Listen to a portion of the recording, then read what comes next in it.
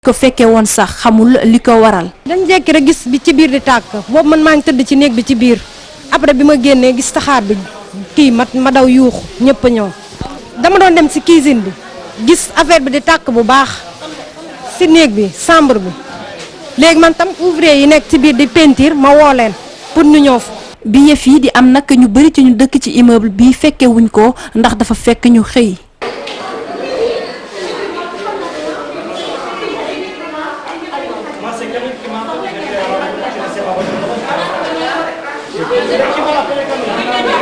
borom appartement bi am lu ko metti loolu ndax ñàkk na ay bagage am yépp waaye nee na mi ngi sant yàlla ndax kenn ci njabootam loruwu ci. agence nationale bi taxawu ñi di marchand ambulant yi ñoom am ndaje la ñu amaloon ak collectivité lébu bu Ndakaaru xool daal nu ñu gën a mën a yaatalee waxtaan yi ci yëkkati gi ñu bëgg a yëkkati yooyu ay marchand moom la ñu ca jublu ba ñu ca génnee nag ñi nga xamante ni ñoom ñooy kilifa lébu yooyu nee nañ nañu leen may ak diir ngir ñu xool yëf yi nees ko war a gën a mën a rafetalee Marie-Christine Mendy Atanar Ba. ngir mën a yëkkati bépp jaaykat buy faral di jaay ci mbeddub Ndakaaru yi anam daal dinay wuti wàllu ci njiitub lébu yi ndax dañoo jàpp ne ñooñee rek ñoo mën a wàllu ci mbir mi lii di gouvernement bu Sénégal. tey marchand ambulant yi kat pour ñu saafara problème bi il faut que ñëpp dugal ci seen loxo tey kat ñu jóg ñu seet si borom Ndakaaru dafa am borom boo waxee mbirum marchand ambulant lépp Ndakaaru la gën a amee doole kon boog bu ñu ñëwee tey. fëgg ci bunt bi nga xam ne ni mooy bunt bi war mooy buntu lébu gi jamono yi ñu toll nii nguur gi kese warul ak fànn bu mu mënta ne nguur warul jóg ne moom kese mooy jël ay solution parce que nguur buy def loolu di nga indi solution yoo xam ne ni askan bi bëgguñu ko looloo waral la ñu ni yaakaar ni dañuy ànd ak askan bi waxtaan ak askan bi ci li nga xam ne ni ñu ngi koy dund pour ñu apporter ci ay solution kilifay lébu yooyee di sàkku ñu may leen ab diir ngir ñu mën a indi ay tontu ci luñ leen di ñaan. ñun collectivité lébu lu ñuy discuter dañuy seet ñëpp d'accord ci léegi nag fi mu ne dem nañu dégg nañu rey bi ñun il faut ñu def suñu réunion door a wax li nga xam ne moom la ñu wax. ci jamono ji nag gouvernement bu Sénégal dafa jóg te tàgguwul kenn di yëkkati képp koo xam ne yaa ngi faral di jaay ci boorub tali yi laaj bi kay jamono ji mooy ana lan moo tax ñu war a mën a tàggu kilifay lébu yi bu ñu bëggee yëkkati jaaykat yi di faral di jaay ci mbeddub Ndakaaru yi. ñu dem ba fële kon ca Missirah Diamaguène boori Sicap Mbao foofa ndox ma ñoom moo leen sonal ndoxum tawum daaw ma nag ba tey jii ma nga ca mbedd ya jur fa calte goo xamante ni tey jii gone yëpp wopp na leen Fat Bintou Konte Aline Diagne. askan wi ñu ci gox bi ñu naan Missirah Diamaguène Sicap Mbao ci tolof yu metti la ñu nekkee jamono ji ba ñu tabaxee autoroute à péage bi ba tey ñoom amatuñu jàmm. léegi problème yi li mu doon mooy ndox bi nga xamante ni moo daan jàll. di jégg route nationale bi di dem di ñu koy pompe muy dem benn ndox dematul autoroute à péage bi ni ñu ko tabaxee fu mu nekk dafa jég boo xamante ni am na ay points yoo xam dañ ko waroon prévoir pour ndox mi mën a jaar assainissement la waroon njëkk jar balaa autoroute à péage bi di jaar boo xoolee ndox mi nga xamante ni moom moo fi nekk à chaque fois mën naa wax ni 12 mois sur 12 la fiy toog parce que nawet ba mu jàllee léegi yàgg na te ba léegi ñu ngi nii di pomper. teg ci nag ndox mi nga xam ne fu ne lay jugee ci gox-goxaan yi nekk ci seen wet at mu ngi ci seen kaw ba tey mënu fay jugee indil leen nag ay feebar yu dul jeex ñoom ak seeni njaboot. ndox yi dafa jaxasoo ak mbalit bi ba nga xamante ni tey jii boo xoolee jàngoro tuberculose bëri na fi boo xoolee paralysé bëri na fi boo xoolee paludisme bëri na fi. vraiment ñun sonn nañ ndax ñun ay mère de famille lañu ñoo ngi nii ndox mi depuis hivernage bi ba léegi ci lii la ñuy dox sunu doom yeeg sunu njaboot gi yëpp jéggi xeer rek tout le temps ci lañ nekk. feebar chaque jour yoo weñ ñu daal ñëpp a feebar ñun mère de famille ak xale yi. ñoom askanu Missirah Diamaguène Sicap Mbao ñi ngi ñaax nguur gi ngir ñu dimbali leen ndox mi le ñu jële ko fi balaa nawet bi di leen fekk si waat. ministère bi yor wàllug mbay mi kon daal di tontu nag ci fukk ak juróom-ñaari milliards yi ñu daal dépensé nañ ko ci campagne agricole bu 2012 te amul benn justificatif moom nag yëkkati na ci ay kaddu gannaaw ba mu dàqee tuuma Abdoulaye Baldé. buggee dimbale paysans yi dañuy mettre en place ay commission yooyu autorité locale yi mooy président communauté rurale dañ ciy bokk société civile da ciy bokk autorité administrative mooy ñun suñu représentant dañ ciy bokk nos services techniques aussi dañ ciy bokk les producteurs eux-mêmes seen kuréel yi dañ ciy bokk moo xam seen syndicat la wala moo xam seen benn organisation producteur alors suñu paree joxe semence yi wala engrais dañuy defar PV de fin de session maanaam dañuy attester que def nañu lépp jeex na et PV boobu day ñëw ak li ñuy wax journal des ventes loolu document comptable la loolu yëpp su ñëwee gouverneur mooy autorité administrative wala préfet moo koy contresigner au niveau local dañuy koy yónnee direction agriculture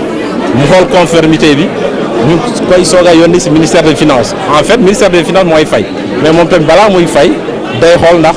li ñu koy yónnee méngoo na ak li waroon nekk. En tout cas session au lieu de 30% nous sommes à 90%, 95%. Donc loolu amul.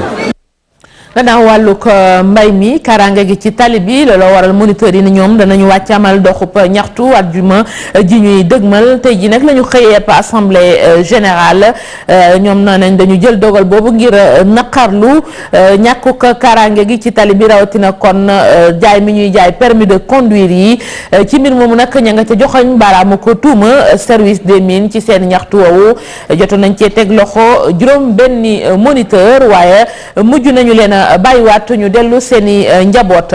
njàng mi syndicat unitaire et démocratique bémbu jàngalekat yi Sénégal wax ci rawatina assises sectorielles yi nga xamante ni gouvernement bi sumb na ko Sud-Est la mu gis moo di ni jot na kon ñu xoolaat waajal gi préparation bi waaye it anam yi ñu koy amalee yooyee assises ndax gis nañu ni jaarul yoon te suñu bëggee stabiliser dalal njàng mi foog ñu yëraat ko kii di kon secrétaire général bu Sud-Est Amadou Diawoun ci micro kii di Maymouna Ndiaye Jafaraba. Au niveau du Sud-Est dañu rafetlu woon bu baax position gouvernement pour organiser les assises de l'éducation parce que ñun depuis 2007 ñu ngi doon laaj loolu pour vraiment saafara jafe-jafe yi suñu école jànkonteel mais tey ni ñu bëgg a tëral seen démarche daal boobu moo tax daal vraiment ñun daa ko ànduñu ci. ndax dañu def li ñu bëgg a def mooy ay assises sectorielles maanaam enseignement supérieur dina def assise à part enseignement moyen secondaire général dana def boppam enseignement technique ci enseignement technique sax ñun dégguñu sax foofu ñu wax ne ay affaire réforme de l'éducation or li ñu bëgg def mooy réformer tout le système éducatif boobu il faut que ñu def ko. bu fekkee dañu bëgg suñu réew mi jëm kanam bu fekkee dañu bëgg suñu réew mi nekk pays émergent il faut que suñu système éducatif nekk un système éducatif performant. démb lañu ko sumb fas ko yéene wéyal tey ji première édition doctorale des sciences juridiques politiques ak économiques ak wàllu gestion fële ci université Cheikh Anta Diop bokk na ca la ñuy waxtaanee njàng moom ñu doon junj sànq waaye it mbiri koppar mbiri foncier ak relation internationale thème yooyu yëpp ci wàllu gëstu indi nañu ko ñoom doctorant yi ndaje moom solo moo xamante ne nag jëwriñ ju jëkk ji moom moo ko jiitee Aminata Mbaare Saw ci leeral. toll nañu ci téeméeri ndongo yi fësal seen thèse li nag di gule ci école doctorale bi nekk ci science juridique politique économique ak gestion bu université Cheikh Anta Diop de Dakar. tey mooy lël bu njëkk bi nga xam ni science juridique politique économique et de gestion ñoom ñoo ko jaño su ngeen seetee mën nañu juróom-benni fukk ak ñaar doctorant yu nga xam ni ku ci nekk li ngay tas di ko càmbar di ci gëstu. lu nga xam ni dafa itteewoo société bi la gis ngeen ko ci présentation bi loolu moo leen di won ni que réforme bii ñuy def duñ koy def pour ngir sunu ay étudiants mën a am formation bu nga xam ni bu nu génnee incha allahu yàlla dina leen yombal seen wutum liggéey ci teewaayu Abdoul Mbaye ñeent ci étudiants yooyu daal di biral seeni liggéey ñu bëri ci ñoom ñu nga sukkandiku ci ay thèmes yoo xam ni dafa soxal économie fii ci Sénégal. en quelque sorte permettre. thèse bi ma amal nag dina doon ab jumtukaay ngir ñi nga xam ne ñoo jiite Sénégal ñu sukkandiku ngir mën a doxal lii di économie bi. de notre pays pour les besoins des opérateurs économiques. ci at yi mu jël nag ngir amal liggéeyam boobu ñàkkul soxna si daal dina ci jànkonteel ak i jafe-jafe. il y a les moyens financiers. bu weesoo loolu tamit jot naa jànkonteel ak i jafe-jafe bi may def sama liggéey bi le ndaxte ngir ba ab xaalis bi mat ma mën a def liggéey bi ni mu waree yombul woon bu weesoo loolu tamit ma am nit yi nga xam ne xam nañu bu baax ci liggéey bi may def ñu mën ma ci jox ay information yu baax. à nos réalités. doxalin bi nag di guléet ci université Cheikh Anta Diop de Dakar ñi ko amal ne dañu bëgg andi coppite ci jàngale mi ci université Cheikh Anta Diop de Dakar ñi ko jiite ne du ñàkk bu ñu doxalee noonu ndongo yi ñuy tàggal foofu bu ñu génnee daañu gaaw a am liggéey. ci ndaje moomu recteur wax na fa wàllu njàng ba tey ji li nga xamante ni moom mooy di lu amul lu ko lënkale njàngale mi kon ci secondaire bi ak supérieur bi mu gis ni foofa moom Saliou Ndiaye jot na kon ñu xoolaat ko ngir yombalal gone yi seenu ko door foofa ca université ñu teewlu ay kàddoom. tey jii sunu bëggee itam njàngale mi dox am na solo trop ñu gestu ñu nit enseignement secondaire bi nga xam ni moom moo ñuy jox ay bachelier boo seetee enseignement boobu très souvent li ko dominé mooy ñi nga xam ni maanaam filière littéraire la ñuy def boo seetee boo jëlee téeméeri bachelier juróom-ñaar fukk ak juróom yi pratiquement filière littéraire la ñuy def te ñooñu seen jàng par exemple su ma jëlee tey doctoral bi par exemple kenn du si jàng droit ci lycée kenn du ci jàng par exemple science politique ci lycée laajoon na itam comme ni nuy jàngee philosophie boo demee ba terminal wala comme ni nuy jàngee mathématique nga xam ni dina permettre ñi nga xam ni ñoo ngi def statistique wala ni nuy jàngee économie wala technique de gestion ñi nga xam ni ñooy dem sciences éco ñiy def cerisier laajoon na ñu dugal filière yooyu dugal ci tuuti droit dugal tuuti également science politique dina permettre peut-être yombal ñooñu nga xam ne du ñuy ñëw fac de droit bu ñu ñëwee xëy na am tuuti notion. ni ñu leen ko doon waxee ci ndorteelu xibaar yi feebaru sëqët su tas ñu naan tuberculose programme bi ko ngànk def nañu seen bilan 2012 fan la jàngoro ji kon toll ci réew mi yàdd nañu ci kanamu taskatu xibaar yi ponk bu nañu indi ci ay explication Aminata Mbaré Sow. banlieue bu Ndakaaru ci gox googee la ñu nemmeeku sëqët su metti si foofu la gën a bëree bu ñu jëlee statistique yi waa programme national de lutte contre la tuberculose joxe. ci 2012 gis nañu ni am nañu ay kaawu tuberculose am nañu 12865 cas tuberculose yëpp nag toute forme gis nañu tamit ni am na tuberculose yu ñu wàlle. am nañ ci 8000 plus de 8000 cas donc gis nañu tamit ni région Dakar comme d'habitude moom mooy am moitié cas yëpp. waaye li ma jàpp ni moo ko waral mooy ni Dakar capitale la ñëpp dañ fiy bëgg a ñëw mouvement de population yi mi ngi gën a bare di jóge ci yeneen dëkk yi di ñëw te suñu ñëwee Dakar problème mu habitat dafay posé wu léegi banlieue bi la ñu dem te même banlieue bi sax am na ay gox-goxaan yi nga xam ni zone d'inondation la dañ leen a déplacé. ci atum 2012 nemmeeku nañ tamit feebaru sëqët su metti soosu daal dina yokku ndaxte ci Sénégal gi yëpp nemmeeku nañu lu ëpp fukki junni ak ñaari nit yu ko amee ñi ngànk programme bi ne loolu du andi tiitaange ndaxte dañu gis ne nit ñi dañuy gaaw a dem léegi di nemmeeku seeni yaram. am nañu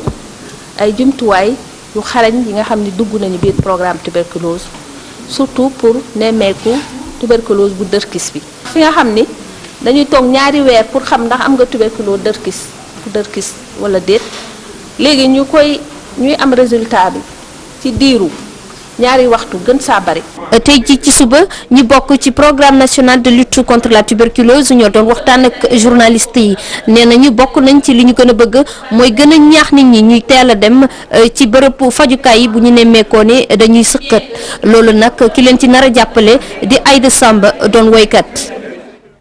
Aminata Mbaré Sow ñu koy gërëm conseil des ministres ba ñu bëgg a yóbbu nag fële ca Matam askan wa ñoom daal nañu koy rafetlu seen bopp yëkkatiku gannaaw laam-laamee ga amoon ca naan danañ ko fa defam déet ba ñenn ñi doon ko ŋàññi la ñu bëggoon daal kilifa yi fexe ba agsi ca diwaan ba ngir ñu mën a xam jafe-jafe ya fa askan wa di jànkonteel Ali Bandel ña Seydou Sarr. bërëb bi ñu jàpp ngir ñu amal fa ndajeb conseil interministériel ak conseil des ministres bi kat juróon na coow lu rëy fii ci Matam ndaxte askan wi dañoo yëgoon ni dinañu toxal mbir mi yóbbu ko feneen fudul capital régional bi doonoon nag li nga xamante ni juróon na jiixi jaax ak métit bu rëy lool ñeel askan wi nga xam ni yàkkamti nañu teeru Macky Sall ngir won ko jafe-jafe yi nga xam ni dëkkub Matam bi mu ngi jànkonteel ak moom fukki at ak ñaar gannaaw bi ñu ko sosee def ko capital régional la. bi ñu déggee conseil bi du am Matam. Instant boobu affaire bi métti woon nañu parce que Matam dafa nekk une ancienne commune nekk capitale régionale mu manqué fii ay infrastructure de base te ñu war ko defar te président war a téye fii gisal ko boppam pour mun a nemmeeku vraiment waa Matam mun a indi solution ci jafe-jafe yu Matam yu waa Matam nekkee loolu moo taxoon ñu respecté te maintenant franchement on a appris que le conseil va se tenir à Matam maintenant. Vraiment loolu dañ ko accueillir favorablement. tukki bi nga xam ne nag ñi yore wàllum sécurité ak protocole président de la république def nañ ko dafa indiwaat kon bànneex ci xel waa Matam yépp nde fu mu ne nii leer na leen ni ñaari rencontre yi Macky Sall nar a jiite ci capital régional bi lay amee dina ab askan wi nga xamante ni ñu ngi def seen kéemtalaay kattan ngir waajal tertu bu am solo bi ñu fas yéene jagleel Macky Sall ak membre gouvernement bi conseil interministériel bi ak conseil des ministres bi yépp dañ ko amal ñaari salle yu centre culturel régional bu Matam waaye nag centre bi faw ñu liggéeyaat ko ndekoon am na ay liggéey ñu jël dénk ko président conseil régional ak maire bu Matam njiitu réew mi nag di président de la république di rub ñaari fan yi mu nar a def fii ci Matam ci résidence gouverneur ba lañ ko fas yéene dalal. ñaari fan yooyu la cay soqeekoo ci wàllug liggéey kii di maire bu Matam Mamadou Mori Diaw am ci yaakaar loolu njort daal ni bu ñu ca génnee dana soppi xar kanamu dëkk ba. chef lieu de région Matam chef lieu de département. Et Matam moo war a abriter conseil des ministres bu président de la république monsieur Macky Sall war a def ci région de Matam donc yooyu tamit c'est une grande chance pour man et pour Matam infrastructure bu Matam war a am vraiment urgence yi mooy deuxième phase assainissement commune de Matam digue de protection bu commune de Matam et xam nga ni Matam capitale régionale la amuñu benn goudron ci yoon yi su yoolu weesee am na yoo xam ne service tamit yeneen service ñu ngi dépendre toujours ci Saint-Louis ci région de Saint-Louis alors que Matam région de Matam la war na nekk région autonome ma jël exemple Matam amul pays régional jusqu'à présent ñu ngi dépendre de Saint-Louis SDE tamit problème la parce que benn agent moo fi nekk même soo buggee benn compteur à Matam il faut ce dossier dem ba Saint-Louis nga xaar 2, 3, 4 mois parfois même plus maa ngi laajte gouvernement tamit services régionaux ak département ñi nekk Matam yëpp presque ay location la ñu nekk donc le gouvernement bi dimbali ñu pour que vraiment ñu def construction services yooyu. wax ci leneen wàllu tàggat yaram ak mbirum làmb di gën a am doole fële ca Sédhiou ndaw ñu bari di yëngu ci wàllu woowu waaye la ñu nimiku daal ci fan yu mujj yi mooy fitna goo xamante ni daf cay raxu guddi gu nekk gannaaw bu làmb ja jeexee am ñoo xamante ni dañu leen di évacuer l'hôpital bokk nañu ca la ñu jàpp ni moom moo ko jur ñàkkum courant foofu waaye it ñàkkum takk der yu mat ngir mën faa wàllu wattu kaaraangeek nit ña kilifa yi nag di sàkku daal ñu gestu leen ngir mën a saafara lu ni mel Bakary Konté Thierno Laurent Mendy. lutte traditionnelle dafa am doole loolu fii ci région bu Sédhiou nekk na phénomène fii ci diwaan bi week-end bu nekk dina am ay combat yu bëri yoo xamante ne dañ koy organiser fii ci diwaan bi écurie yi nag di juddu bés bu nekk wante nag combat yooyu bu jeexee xeex lay mujjee ba tax na lu ko waral mooy sécurité bu doyul. lu ma naxar tuuti nag mooy sécurité bu manqué lumière bu manqué xam nga ku fi gaañu kenn du xam bu amee loo xam ne dafa indi tuuti kii rek bruit nit ñi jigéen daanu na fii ñaanuñu ko nag mais beneen yoon foog ñu dimbali promoteur Kéba Seydi maa ngi koy félicité nag lu muy def pour organiser jeunesse bi vraiment dans une activité très saine mais il faut pas que ce soit brutal. objectif bu organisateur yi di ut ak autorité fii ci diwaan bi daal di revaloriser lutte traditionnelle fii ci diwaan bi di Casamance. li ma soxla mooy promotion Sédhiou nag pour que mën a développer il faut que waa dëkk bi ñoo ko mën a def ñu woo waa Sédhiou yi ñëpp ñu jàpp si pour mën a gunge xale yi parce que gis nañ ni combat de lutte nekk na phénomène national pourquoi pas promoteurs yi jóge yeneen si dëkk yi ñëw Sédhiou tëgg fi ay combat de lutte traditionnel. li ma fekkee nag manifestation bu rëy bi kontaan naa ci trop manifestation bi neex na mbër yi vraiment seen bëre rafet na te bëre sans frappe la kontaan naa ci trop. première édition drapeau Omar Kanté ku ko jël moo nekk Ekon moom nag moo daan Boy Goudiabia wante nag bu combat bi jeexee ay xeex yi métti ñoo amoon diggante supporters yi. Bakary Konté ñu koy gërëm lëndëm googu jural ñu image yooyu ñuy jéggalu kon wax ci wàllu football ak Ligue des champions ñaari affiche yi ci 8e de finale Ligue des champions ñu fas ko yéene amal ci àllarba ji Bayern bu Munich di dalal kon Arsenal ci ale ba waa Munich yooyu ñoom ñoo gagné woon 3 ball ci benn Malaga moom Porto kon lay recevoir espagnol yi ñoom ñàkkoon 1 ball ci dara ci ale ba démb nag Barça moom daal nay qualifié ci quart de finale yi gannaaw ba mu duma yu mitti Milan AC 4 ball ci dara kon la ko dóor Lionel Messi dugal 2 ball yooyu. lu jëm kon ci weneen wàll pàcc bu mujj bi ci journal bi yéene kay ak Mamadou Mouhamed Ndiaye. jërë ngeen jëf njiitu réew mi fi woon di Abdoulaye Wade doomam ak njiitu réew mi fi nekk di Macky Sall seen ñaari photo ñoo nekk ci xët mu njëkk Observateur li tax yéenekaay bi xëy leen dellu si waat moo di lii lu aju ci enquête bi ñuy def jëm ci wàllu enrichissement illicite yéenekaay bi di Observateur xëy ñu xamal ana lan la Macky Sall di ragal ci ñu jàpp Karim Wade tëj ko ci kaso bi Observateur yamul foofee ndax it am na 2 raison di mbir yoo xamante ne ji yéenekaay bi nañu moom moo tax ñu am ak jiixi jaaxa ci wàllu médiation pénale bi ñu bëgg a jaar médiation pénale googee Observateur di leeral ne ba fi mu nekk nii du loo xamante ne ji dañ koo bàyyee ndeegum ñoo ngi toog di xaar la Sénégal moom la muy ñaawlu moo di Karim Wade mi nga xamante ne ji mi ngi ci mise en demeure te bu fi mu nekk nii la ñu naan inculpation amagu ci yéenekaay bi gis ne loolee nga xamante ne ji nit ku ñuy tuumal te lañ lay tuumal doonagul dëgg ñu naan ko présomption d'innocence bu Karim Wade respecté wuñu ko dañu ko far violette libération xëy dikk ñun ci keneen ku nekk ci ay jafe-jafe ak meneen mbir mu ca feeñati moo di kan Cheikhna Ousmane Sy ma nekk ci loxoy yoon commission Sudatel Bac na mu ca doxaleeg lañ ko ciy tuddee yéenekaay bi xëy ñu xamal 20 milliards ak juróom yu ñu doon séddoo ca Londar journal bi nañu am na benn waay boo xamante ne ji tekk nañu ko loxo moom it wàllu si ne ci géew bi kookee doomi Côte d'Ivoire la maanaam ci gàttal ak ivoirien la ba tey journal bi dañu leeralal nañu Karim Wade 2 taax yu mu amoon ca diwaanu Londar moom Karim Wade moomee taax yooyee kon sàkkal na ko pexe maanaam ci gàttal daal génn na ci bâtiment yooyee ba set wecc Sud Quotidien moom xëy ñu xamal ne nguur gi ci li mu nekk mooy li seetal communication wecc ba tax journal bi gis thérapie de choc ci wàllu communication gouvernement bu Sénégal ma nga noonu xëy ñun ci nataal Aminata Touré Dame Justice di Mimi Touré Abdou Latif Coulibaly ak Abou Abel Thiam yéenekaay bi kon xëy ko leerale ni mu di Sud Quotidien beneen yéenekaay bu xëy jox kàddu gi keneen wax fa leneen moo di L'As dafa xëy ñun ci kàddu yu bawoo ci Mamadou Sidibé mooy ki ngeen di gis ci xët mu njëkk journal bi ne woon na jamono ministre du plan ak développement durable Mamadou Sidibé mi nga xam ne ku ne xam na ni fu ko dëgg fekk fa la koy bàyyi ba taxoon sax mu jóge ci biir Parti démocratique sénégalais moo xëy ci xët mu njëkk journal bi di L'As bari na lu mu wax waa L'As yéenekaay ba ci njëkk nee na ñoo ngi tardel gouvernement bi ci ay mbiru audit yoo xamante ne ji ju jariñ dara nguur geek 5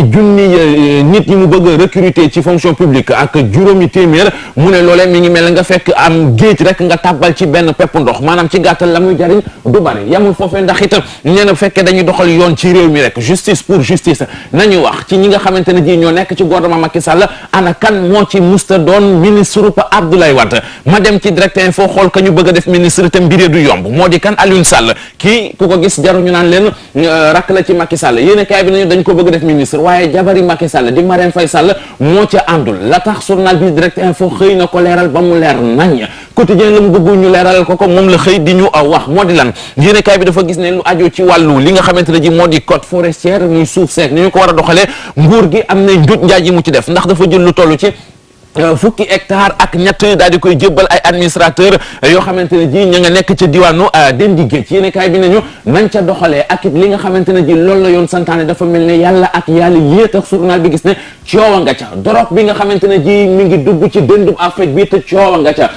enquête yéen kaay xëy xamal ñu enquête boo xamante ne ji ñii xeex wàllu dorog def nañu ko ci atum 2012 jàpp leen ñu toll ci juróomi téeméeri milliards dorog bi dugal na ko ci dëndum Afrique bi benn milliard nguurug Sénégal fas yéene di ko dugal ci at mu nekk ci li nga xamante ne ji moo di lu doolal cinéma ci réew bu Sénégal Papa Ndil ma xët mu njëkk la Soleil journal bi moo ko wax yéen kaay bi nañu njiitu réew mi Macky Sall démb ba muy dalal ki nga xam ne moo di Alain Gomis ak ñoom Moussa Sène ak saak ñi nga xam ne ñoo ngoon ca FESPACO ba ca la leen xamale ne nguur gi dana def kéemtalaay kàttanam ba taxaw li nga xamante ne ji moo di cinéma bi na cinéma bi taxaw na le Pape ñu dem ci wàllu tàggat yaram jox ma tous les sports Alain Giresse muy tàggat gaynde équipe nationale bu Sénégal yéen kaay bi nañu ñaar fukki joueur ak ñett yi mu war a yóbbu ca Conakry ngir ñu football jëfe ak Angola xam nañu leen Sud Quotidien nañu liste ba la ca bees mooy am na ñaar ñu génn am na ñaar ñu dugg Walfadjri xëy dikkal ñun ci Alain Giresse ak li muy wër ba tax mu teekoo nelaw ñu bàyyi loolee dem ci fi nga xamante ne ji moo di sunu lamb xëy dikk ñun ci li amateur yi soxla ab combat la yéen a kaay nañu combat bi nga xam ne amateur yi soxla nañu ko jamono ji moo di diggante kii di Zos ak kan Lac de Guiers 2 bu écurie Walo yéen a kaay nañu amateur yi loolee rek la ñuy gis ñu gis leneen ci xët mu njëkk sunu lamb muy kan Ama Baldé li nga xam ne CNG bi dagg na ko ak ki nga xamante ne ji moo di Ama Neex li ko CNG bi dagg yéen a kaay nañu Ama Neex dagg nañu ko million bu manqué ñaar fukki junni ki nga xam ne moo di Ama Baldé CNG bi dagg na ko million bu manqué ñaar fukki junni ak ñaar la tax moo di avertissement yoo xamante ne ji am nañu ko fa li am ci xët mu njëkk Grand Place fa laa jëm ak yéen Pape da nga koy indil ma wax ci tuuti li ci des nañ ko gisandoo fiara bi nga xam ne ñoo ngi koy amal fii nii ci diwaanu Cissesse yéen kaay bi nañu sex toys ni mu amee noonu la sex stand am sex stand ba nag la ñu fay jaay Pape indil ma nit ñi gisandoo ko du ma ko wax benn ngoog beneen a ngoog beneen a ngoog yamul foofee de journal bi nee nañu am na ci góor ñoo xam ne bu ñu bëggee yokk seeni cër ne leen leer ne saafara solution ba ma nga fa yemu ca am na ci ay jaaro yoo xamante ne ji yéen a kaay bee wax nee na ña ngi koy jaay foofee gone yu jigéen yi di ci rey seen bopp la tax moo di boo ko takkee ëmb du la yomb moytu leen jaaro bi réer nag jërë ngeen jëf. Mamadou Mouhamed Ndiaye ñu koy gërëm di ko sant mbokk yi di leen jaajëfal ci ànd bi ak télévision Futur Média fii kon la ñu yem ak yéen ci xibaaru digg bëccëg incha allah 19h 20h rédaction bi dana dellusiwaat ak yéen ñu jaajëfal Pierre mu féete woon kon ci machine bi Fatou Kiné dem ci réalisation bi ñu leen di gërëm di leen sant.